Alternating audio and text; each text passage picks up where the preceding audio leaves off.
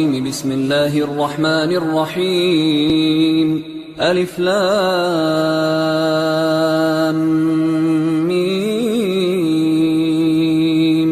ذلك الكتاب لا ريب فيه هدى للمتقين الذين يؤمنون بالغيب ويقيمون الصلاة ومما رزقناهم ينفقون والذين يؤمنون بما أنزل إليك وما أنزل من قبلك وبالآخرة هم يوقنون أولئك على هدى من ربهم وأولئك هم المفلحون إن الذين كفروا سواء عليهم أأنذرتهم أم لم تنذرهم لا يؤمنون ختم الله على قلوبهم وعلى سمعهم وعلى أبصارهم غشاوة